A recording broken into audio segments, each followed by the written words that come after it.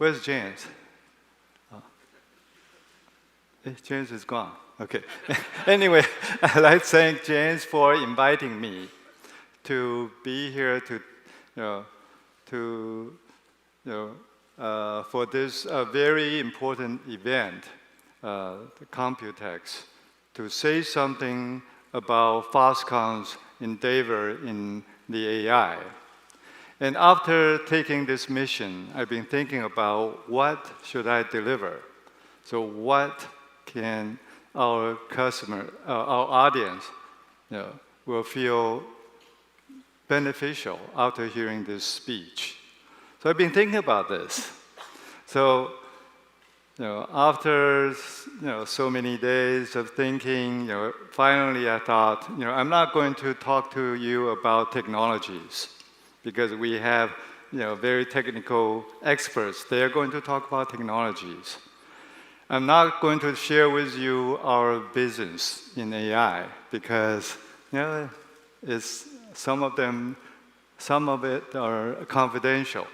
But what I decided to share with you is the train of thoughts, how Foxconn get to this point with our AI factories. So, next, it actually all starts from here. About a year and a half ago, when we had our HHTD 23, we sit in the meeting room in a hotel with Jensen. And Jensen hand-drawn this picture. I look at this picture, I said, wow, what does it mean? Okay, ever since these pictures, the spirit is there, but it's changed, it evolved. So let's look at what we have done with a video that we prepared together with BCG to show you what we have gone through in the last year and a half. Let's play the video. Foxconn is a leader in electronics manufacturing, highly automated and scaled worldwide. Now we're entering a new era, powered by AI. We call it Genesis. With our rapid global expansion, expert production technicians are rising in demand. But seasoned talent is short in supply. Our AI agents capture expert knowledge in areas like defect resolution and equipment tuning, handling 80% of the work, so humans can focus on the most complex 20%. These agents learn, adapt, and orchestrate production, improving cycle time over 10% while generating tokens that lay the foundation for agentic AI. To scale expertise across factories, we're creating next-generation robots that go beyond simple hands and eyes. Using NVIDIA's Omniverse, we train robotic brains using millions of simulations, making them instantly effective in the real world. We call this physical AI, a new form of intelligence that adapts and handles complex tasks with zero human touch. Genesis is a powerful foundation, combining innovative use cases, token repositories, and an enhanced tech stack to deploy AI at scale. Together with leading partners, we are transforming manufacturing. Foxconn Genesis, the next era has already begun. Okay, so this is Genesis. And this is still a work in progress. So there are still things are evolving. And through this journey, we come up with many new ideas. And the very first new ideas is about the future factories. You will have one physical factories together with two other factories, which are very, very important. One, we probably heard about the digital twin, the Omniverse digital twin factories. So before you create your physical factories, you can build your factory on Omniverse and practice it and optimize it, through, without the actual factory being built. In the past, we thought with Omniverse, that's already good enough. But with Omniverse, it can already create data. And with that data, if we use it properly with the AI factory, then we may be able to create a base set of model that can be used when the actual factory is built. So we think in the future, the factory will be like this, with the physical factory will appear the last. The first one you will have will be the Omniverse digital twin factory, and then the AI factory will be the second one. And once you have the model built and the digital twin optimized to a certain level, then you can have your actual factory. And that's the vision that we see for the future factories. Next. And what you have seen that with the BCG effort, we have gone through so many use cases. And these use cases, after accumulating many, many hours of work with our technicians, we have very important finding, which I would like to share with you. And before this experiment or this study, we thought, with Gen AI, we can maybe replace every human. But very quickly, we realized, no, it will not. If you look at this chart, the white curve is a human technician. How many times it will take the technician to try to reach to a certain level. And that's typical human. And with the blue and the green line, this is done with Gen AI's help. And you can tell with Gen AI very, very quickly, with 2 to 3 times of trying, you can reach 80%. But after 80%, look at the curve. It flattened. Okay.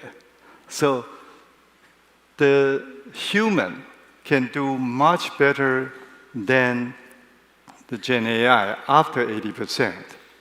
So we come up with this temporary conclusion that with Gen AI, it can help for the 80% of the work.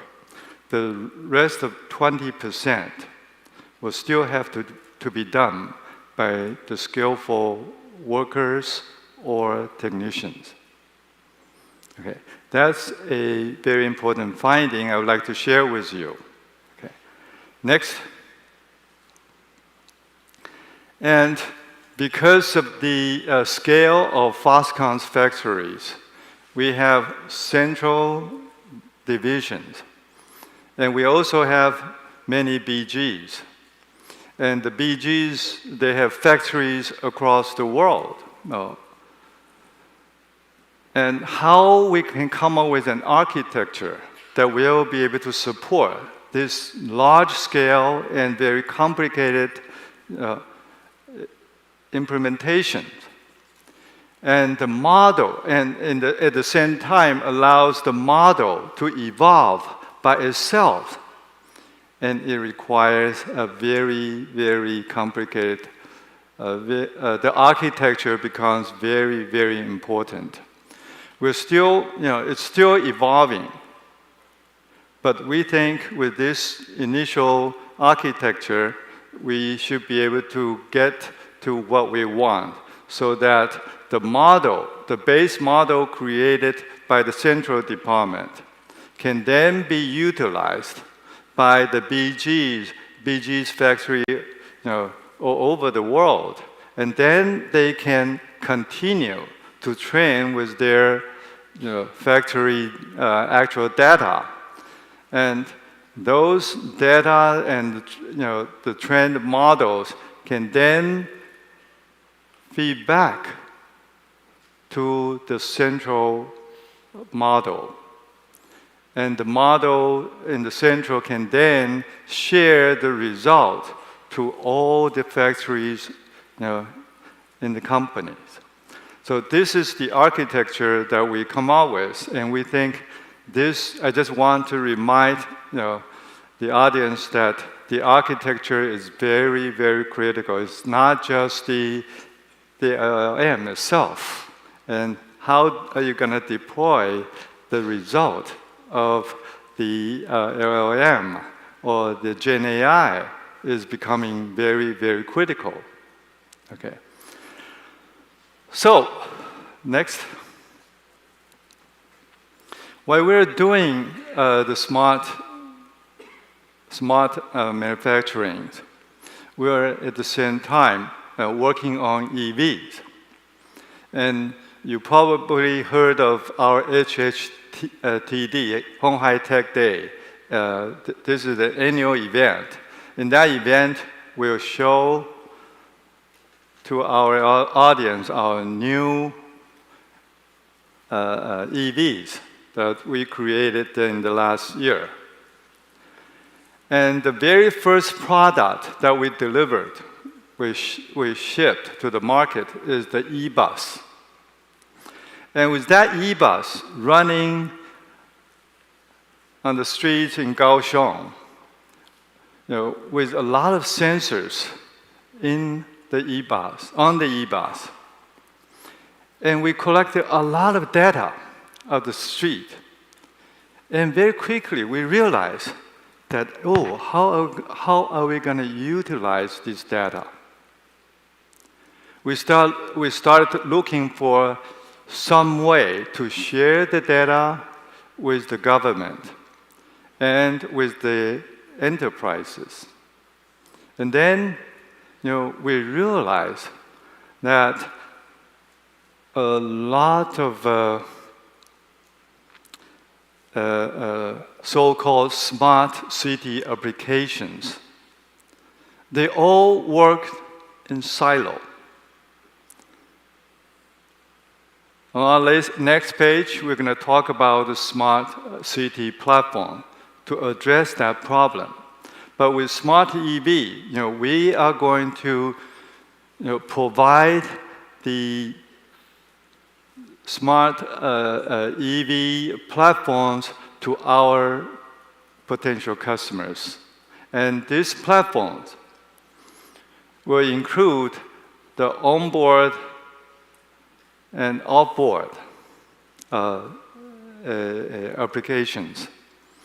And these platforms, we will open it up to our customers, and also we plan to open it to make it a reference design for our MIH members. Okay, and we are almost there. And with Smart EV, the most recent news is that we made the announcement together with Mitsubishi. Mitsubishi will be the very first car OEMs utilizing our reference models. With that reference model, for our customers, they can use our reference models. Maybe 80% of their work can be eliminated. They don't have to do the 80% of the work. Only they have to put 20% of their effort in making their new EVs. And that's very, very common in the PC industry. A good reference design gives a good foundation that including very thorough tests that are required for the systems. And with that test, that saved our customers a lot of time. So that significantly improves the time to market and time to cost for our customers. Please stay tuned with this new EV announcement. Next, we talked about the smart city while we were doing the e-bus, and we realized that most of the smart city applications, be it smart transportation, smart hospital, or smart schools, or smart buildings, they all work in silo. They don't work together.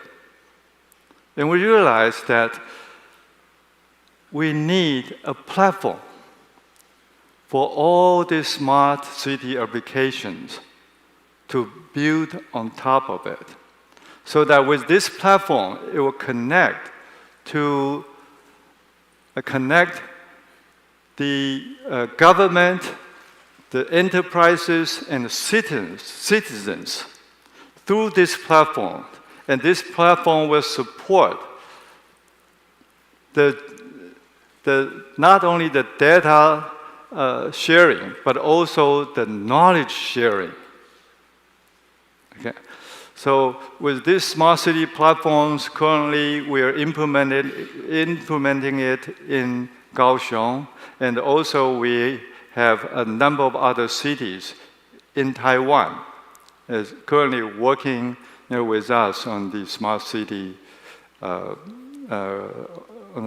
city project. We also have cities outside of Taiwan working with us. So once we have the smart city platform done, I think it will be sometime in a year, we can show it to you that, hey, with this platform, how easy and how useful it is to share data, and to share the knowledge between all these applications. Next.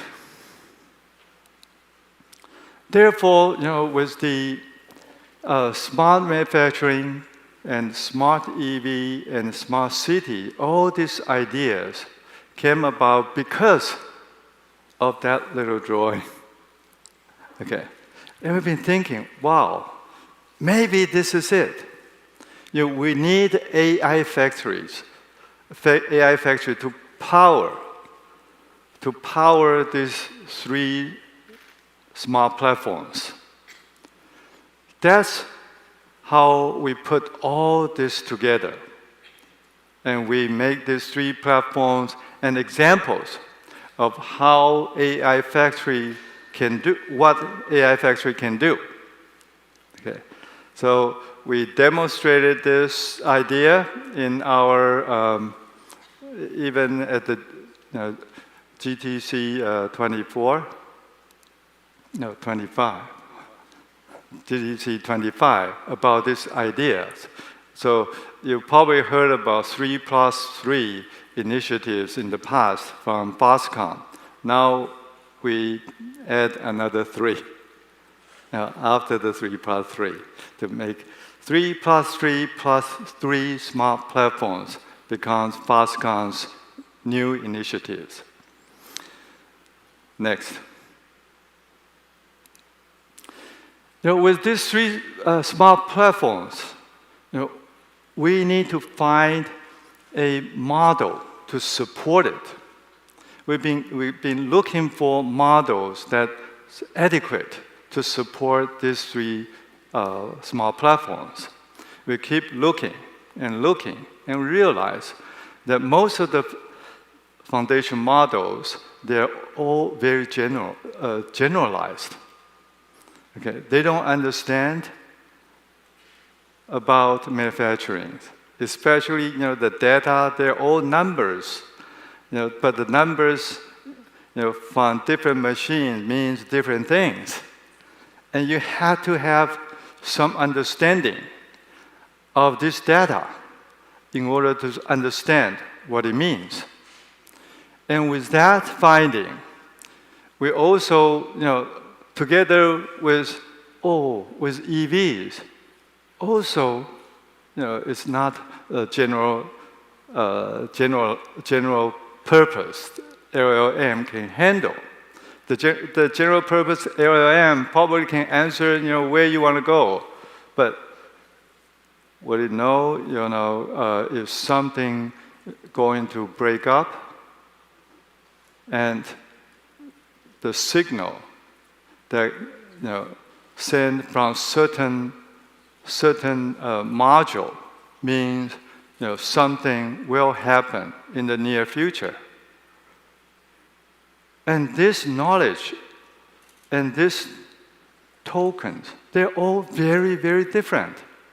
If you don't have special training or special way of processing these tokens, it will give you not just illusion, hallucination, but also illusions or wrong answers. So therefore, we thought we better come up with our model to support these three applications. And therefore, the Foxconn brand idea comes about. And it's built on top of course, open source models.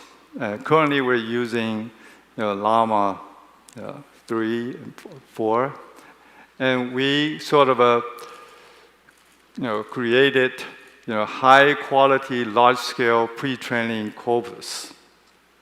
And Foxconn Kaohsiung data center will be used, and currently is being used, part of it, to build this model.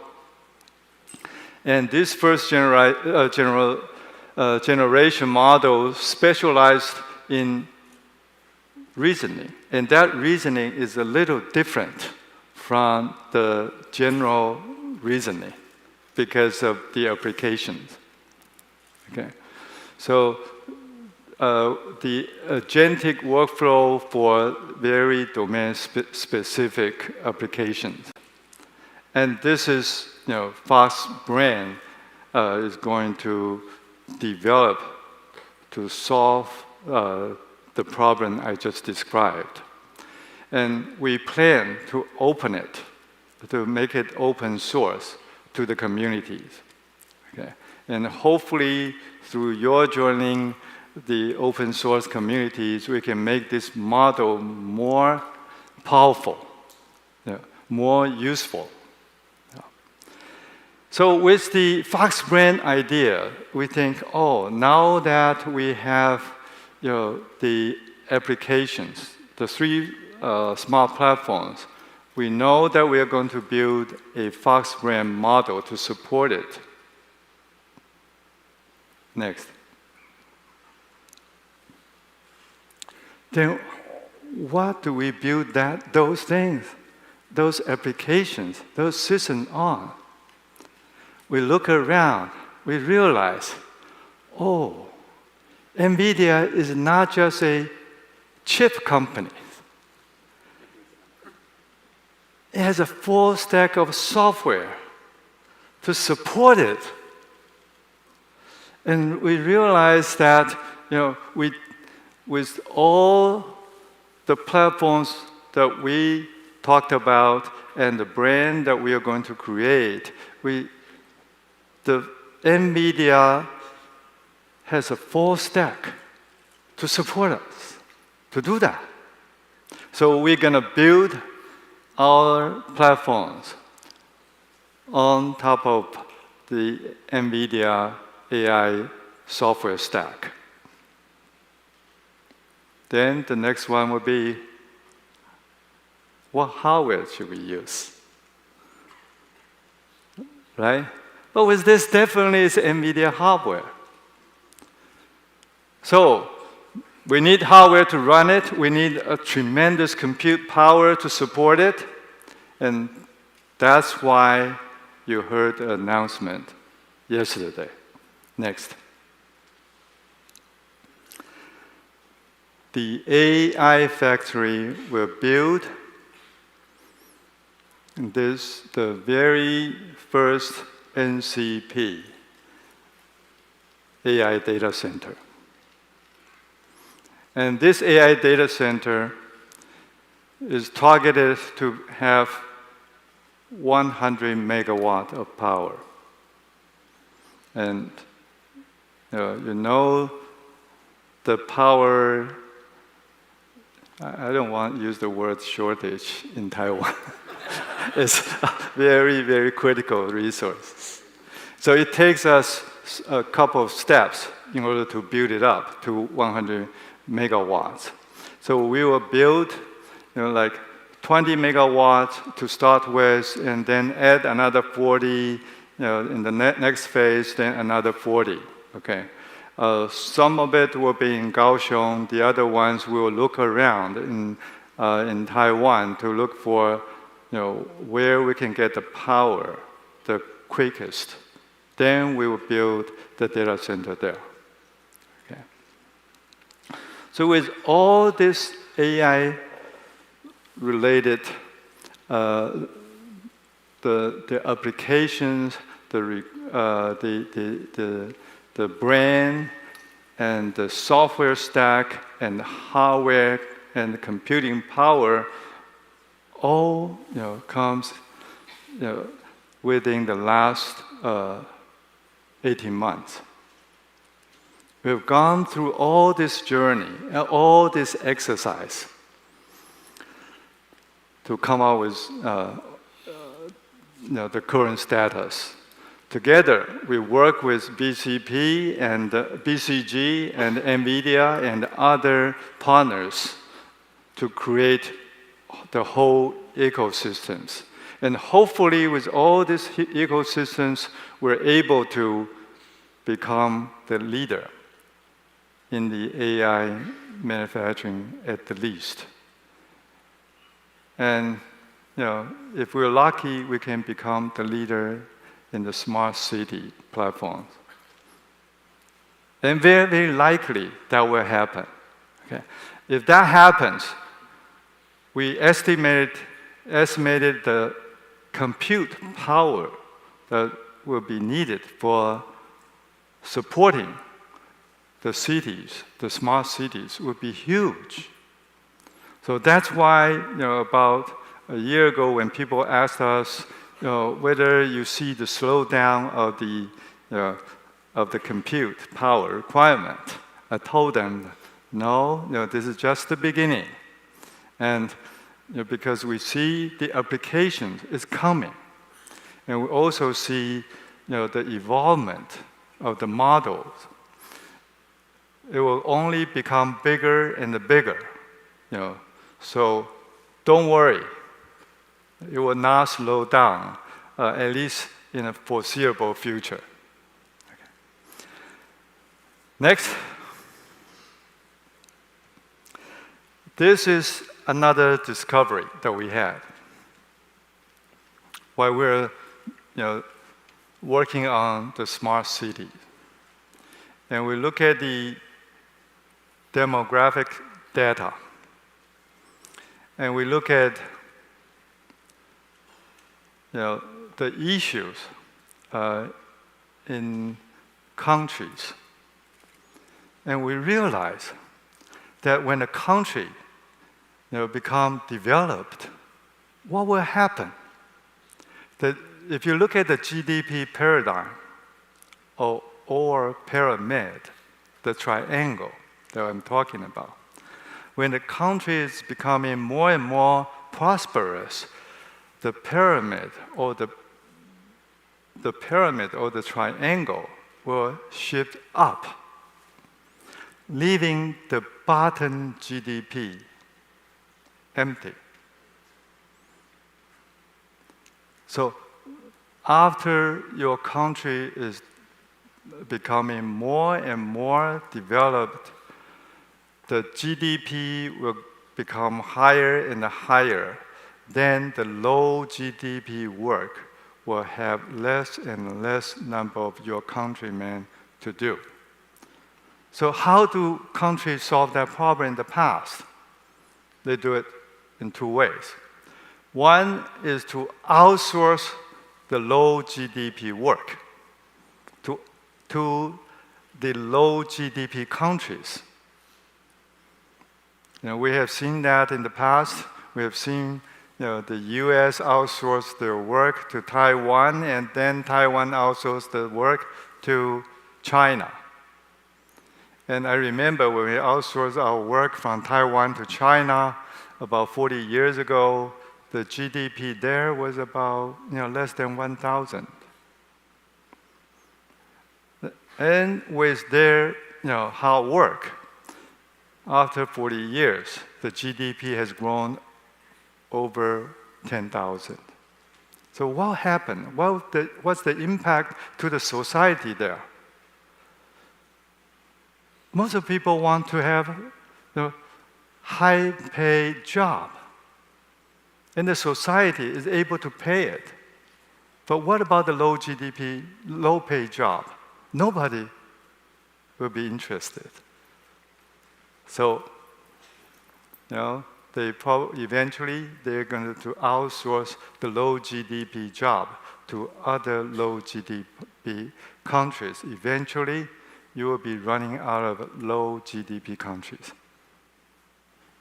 Yeah, that's the limit. Another way to solve that problem is to import people from the low GDP country, the so-called immigrant workers. And this has been done in Europe, in the US, in Japan, and now in Taiwan. But that creates some social problems.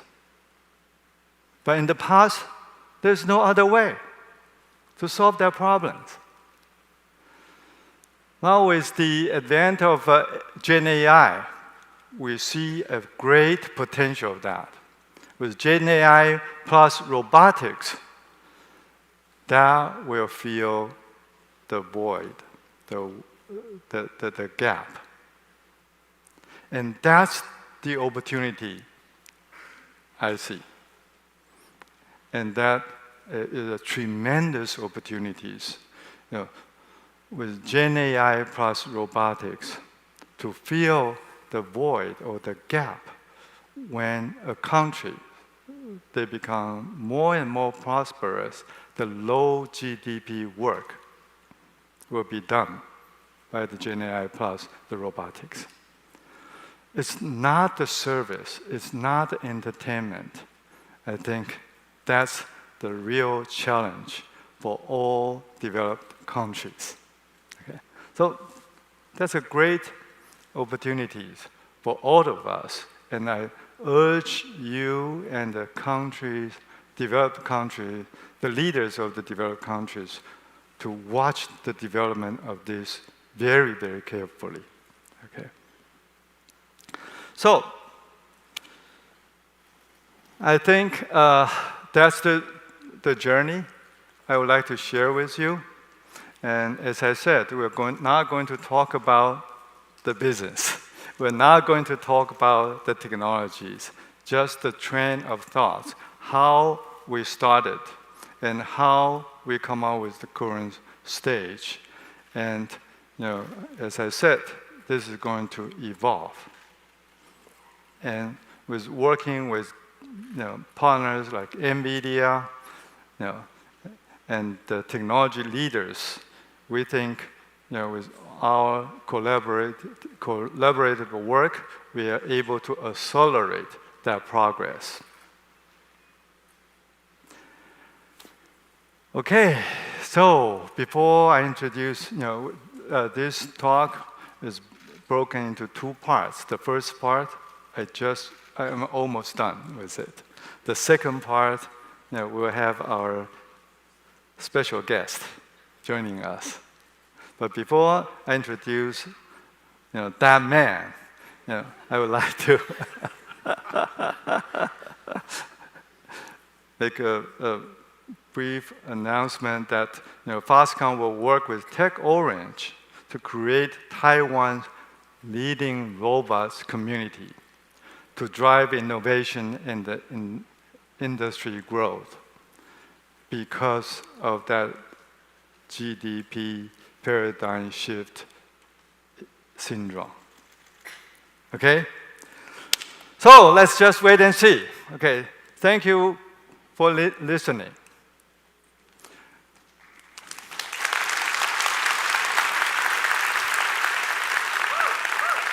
Is our guest here?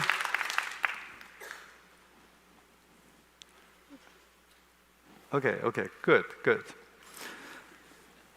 Wait a second. Okay, let's play.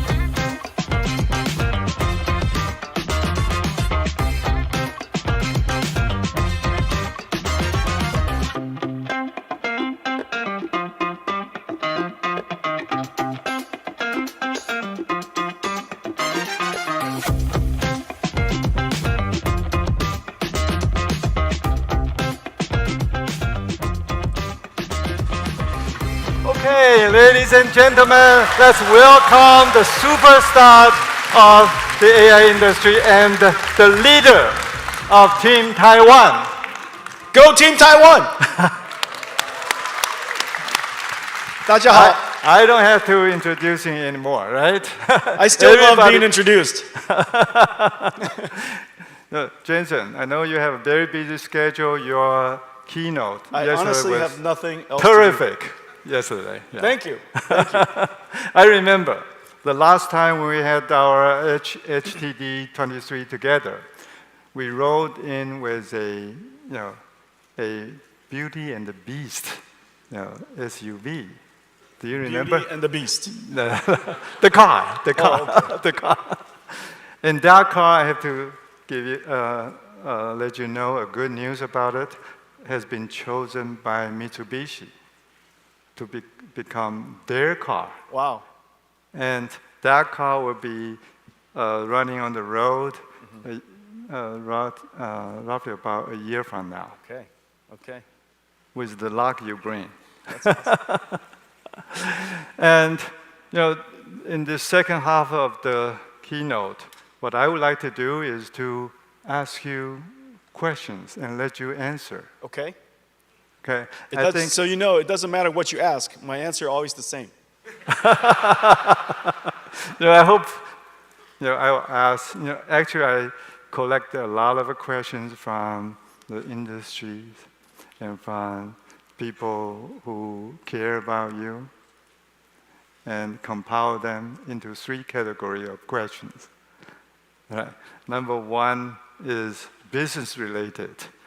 Do you want me to start with the business related stuff? If we start with business related, I will go so long, and then we'll end with just business related. So let's start with business related. I'm afraid to hear about the other two. I'll keep it under control. Okay. But it's not the question that you thought about the business. It's not about NVIDIA chips or system business. It's about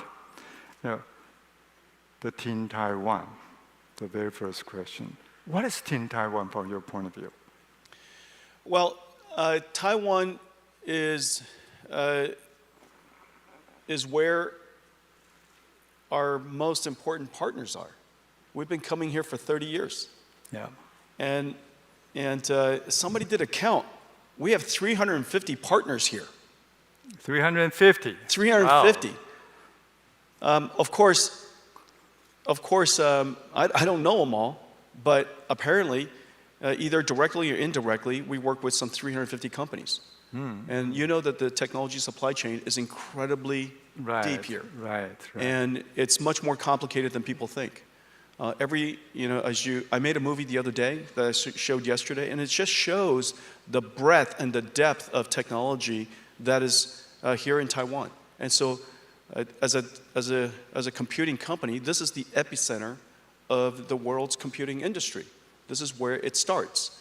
And everything from the chips, of course, to the systems, and now increasingly, the pioneering work that is being done in the automation of robotic factories and building robots. You know very well, this is one of the largest electronic manufacturing regions in the world. Yes. And not only is it the largest, it's the most advanced.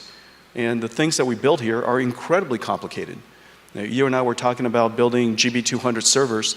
It has 1.2 million components. It weighs almost 2 pounds, completely liquid cooled. Each rack is a couple, $2-3 million. All these numbers. And remembers. Yeah, and so they're not that hard numbers. And just so you know, I rounded them all. It's 1.8 tons. It's 1.12 million parts. Yeah. So I rounded it up for your benefit. So anyways, the technology is incredibly complicated. In order to build one of those Grace Blackwell racks, how many companies were involved and how much robotics technology is actually involved? So if you look at the work that we've done. In the last 2 years since you and I were on stage together, starting to talk about AI and robotics, since then, Foxconn is using NVIDIA Metropolis for smart cities, NVIDIA Metropolis for smart factories, NVIDIA Isaac Groot for robotics, NVIDIA Drive for autonomous vehicles, NVIDIA Omniverse as the digital twin operating system for all of that. And yesterday we announced that we're going to build an AI factory for you to use, for me to use, and for Taiwan, the entire ecosystem to use. Yes.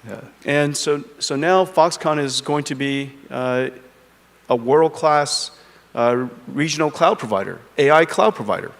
And so look at the breadth of work that we do together now. It covers literally every, not to mention for manufacturing inspection agents with computer vision and vision understanding. And so everything from agents to robots to, robots with wheels, robots that are orchestrating robots to build robots, And so this is. I've seen that.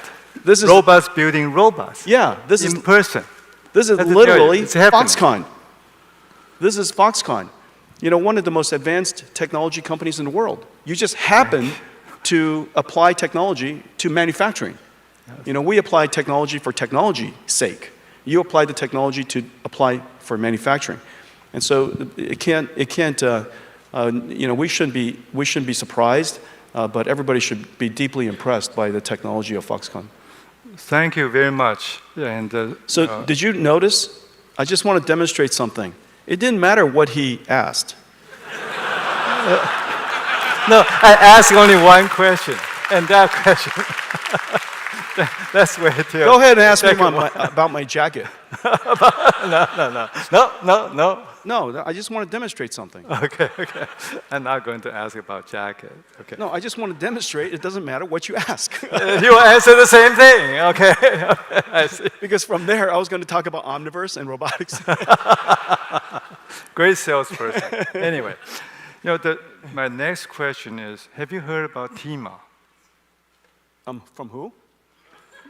TEEMA. It's an association, Taiwan Electronics and Electrical Manufacturers Association. Did I do something wrong? No. Oh, there's something he doesn't know. I was just made the chairman of TEMA. TEMA. Well, congratulations. Okay. TEMA. Congratulations. Did you do something wrong? I hope I hope no.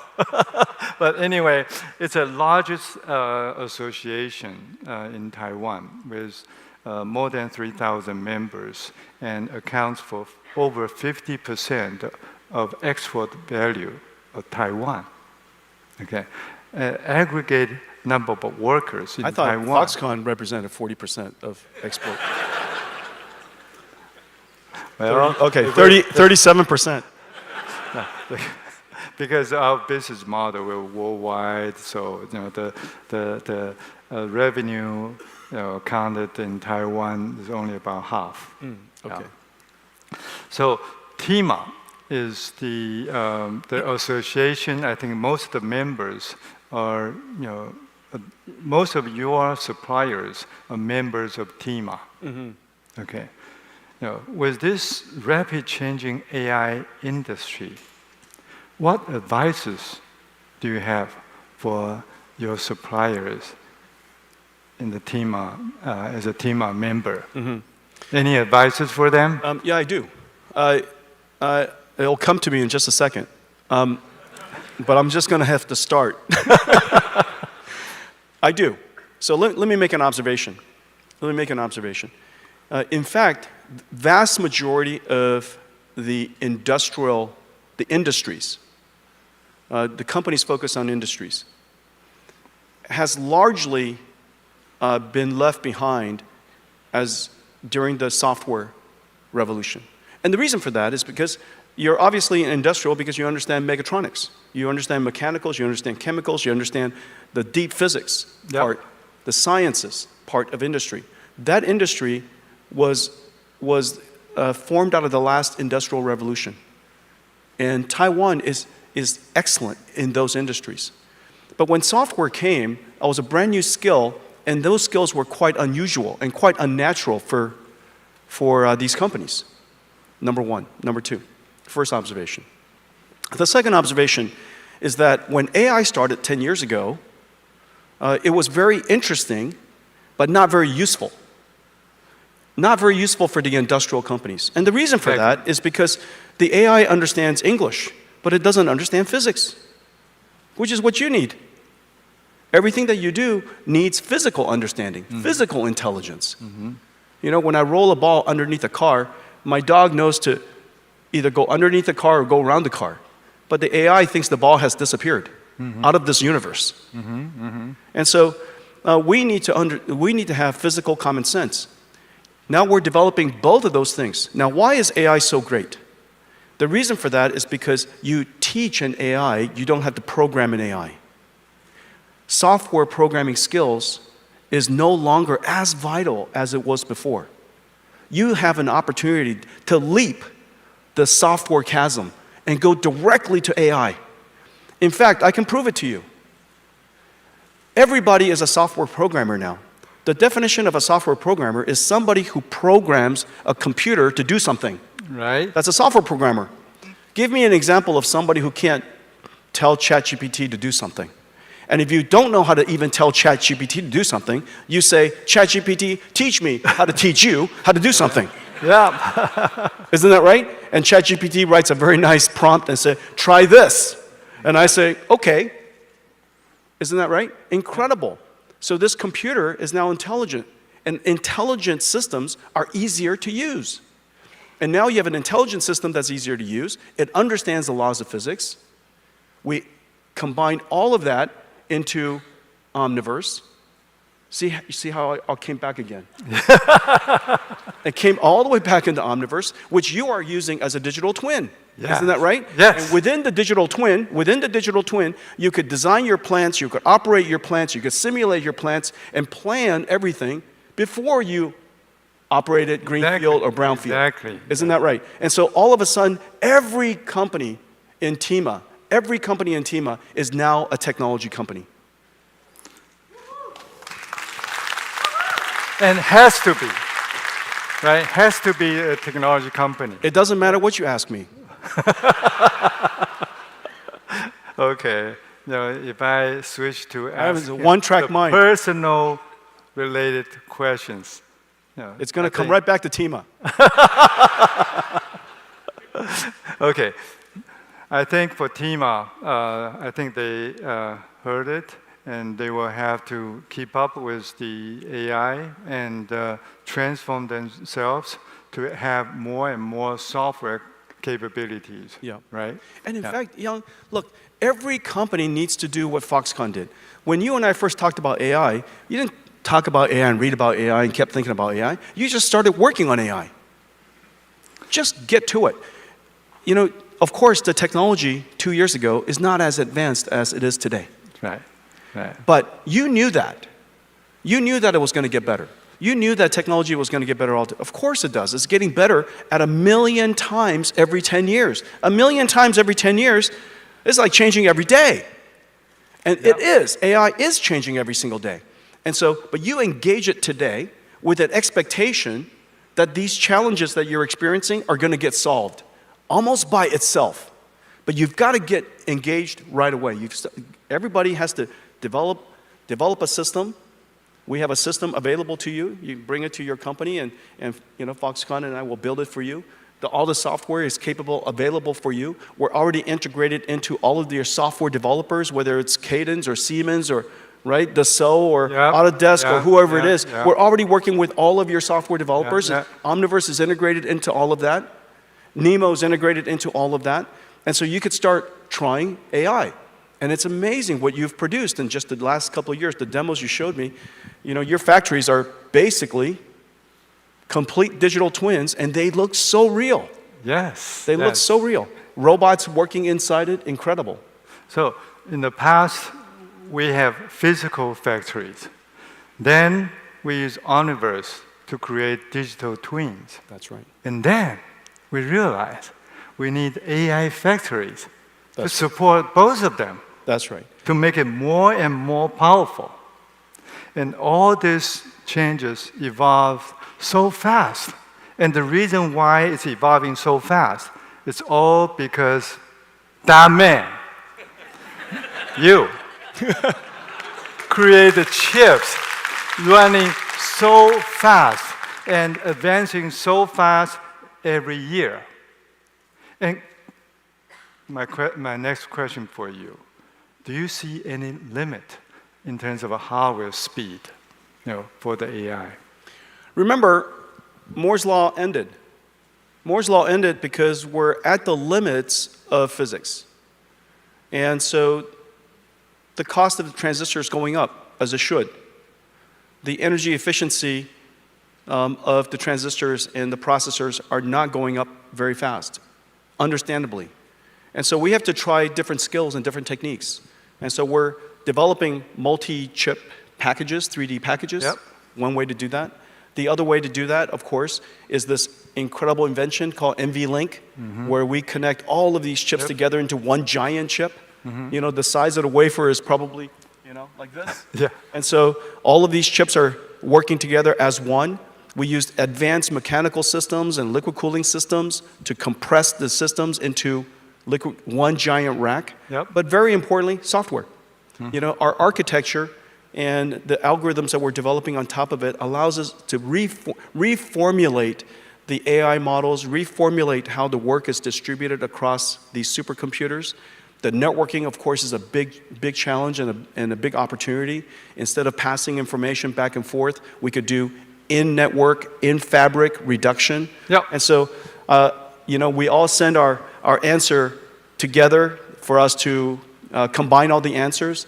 But why don't we just send it to the network? The network combines the answers and already sends it back to us, so we don't have to receive it. So we reduce the amount of traffic, like practically in half.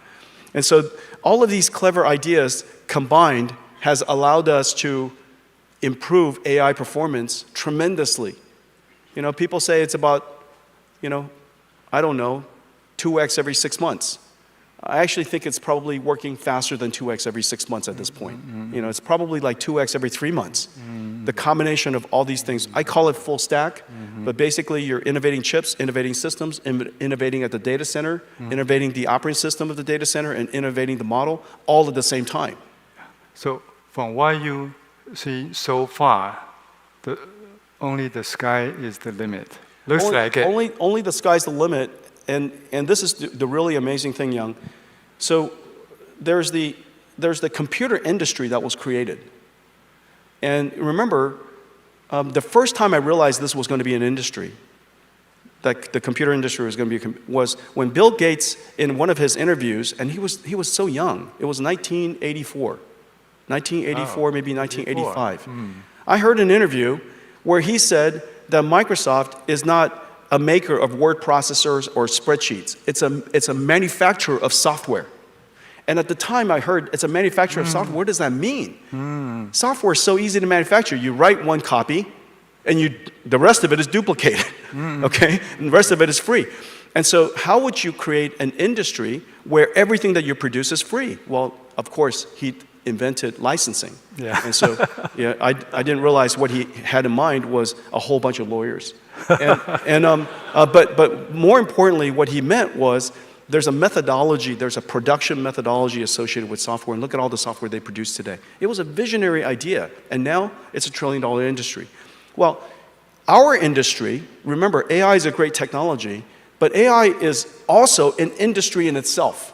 Just as software, you got spreadsheets and word but collectively, software is an industry in itself. AI is going to be an industry. However, the AI is going to be produced by factories. And so now you just have to think, how large is the automation, agents and robots industries that will support? And every one of those agents and robots will need factories to produce the tokens for them at all times. I think that we've unquestionably discovered, invented, created a new multi-trillion-dollar industry, which is the reason why everybody's so excited about it. Excellent, excellent. Okay, so the time is running short. I'm trying. I have so many other questions. As I can to exhaust all of the time. Thank you. Then I'm gonna skip some of the technology-related questions. I'm gonna go to the personal questions. I hope you will not be offended. Okay? Let's take a technology question.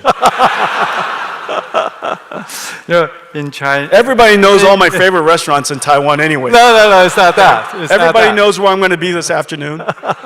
It's not that. There's an old Chinese saying that every successful man stands a terrific woman. I'm not going to ask you who that woman is.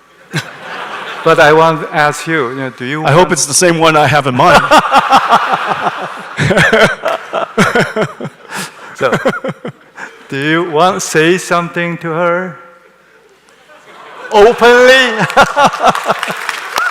Openly? I say the same thing to her every day. Love you, honey. And so, anyways, I met her when I was 17 years old, and she had just turned 19, and so I dated an older woman for most of my life. What part of the States you met her? Oregon. Oregon. Yeah, we were lab partners in electrical engineering. Oh, lab partner. Okay, so imagine the odds. Imagine how smart you have to be to achieve this, okay? So there are 250 students in electrical engineering fundamentals. There were only 3 girls.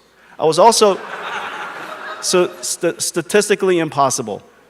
Not only that, it is very clear who's the youngest person in class. I was 128 pounds going to college. Whoa. I graduated at 132 pounds or something like that. Okay? I was 128 pounds. And so I looked like a kid when in a room of adults. And so I just went up to her, and I noticed this beautiful girl in the class. Listen. And I went up to her, and I used my superpowers. Superpower? Because I knew, just looking at the audience, who everybody knows what my skills are. And so I just told her, would you like to see my homework? Because those are my superpowers. The homework. Everybody has superpowers. And so I also told her that I don't know what grades you have, probably very good. However, if you study with me every Sunday, I promise you'll get straight A's. Every Sunday. And so I had a date every Sunday. Oh, I see. Very smart. Yes. Yeah. That tells us the reason why he is so successful starts from age 17. Okay, not just now. Okay, my last question for you is that everybody is curious about your jacket, but I'm not. Recently your watch is becoming very popular. I don't know. You don't know. Where's your watch? I don't wear a watch. But on the news, is that fake news? Yeah, it's fake news. Oh, really? Oh, that's a fake news. Yeah. Then I had to tell my wife, that's a fake news. I'm not going to buy you a watch at that price. Okay, that's a fake news. That's it? No, that's fake news. I don't wear a watch. I see no watch. I don't care about the time. Right now is all that I would care about. That's why I don't wear a watch. I'm 100% right here. Okay. He really confused me. Is that watch news a fake news? It's probably a fake watch. Okay, thank you very much. We're very happy to have you here, and through the conversation, we know the other side of Jensen, and hopefully it will help you, to know Jensen more besides his chips and his success in his business. Well, my chips are pretty good. and don't let me. But if I could say, Young, I am delighted by our partnership. Obviously, we're manufacturing the most advanced computers the world's ever seen and ever known. And during our meeting yesterday, one of your leaders said, no one has ever manufactured systems this complicated. But very importantly, no one has ever manufactured supercomputers at this rate. Yes. Most of the time, you plan a supercomputer for 3 years, and you build one. We're cranking it out every hour. And so the idea that we're doing this at the scale that we're talking about is extraordinary. But that's the work that we do together for my benefit. The thing that I'm really excited is that you then use this incredible AI technology to revolutionize, transform Foxconn. Yes. And also to make it available for all of the Taiwan researchers and students and other startups and all the industries. I think it's a great example that you're showing. It's great that you're revolutionizing your own company with technology. You were an amazing technology company already before. Now you're an extraordinary technology company. And then everything that you do for Taiwan. So I'm very, very grateful. Thank you. Thank you very much, Jensen. Right. Thank you for your time. Thank you, everybody. Thank you. 谢谢。拜拜。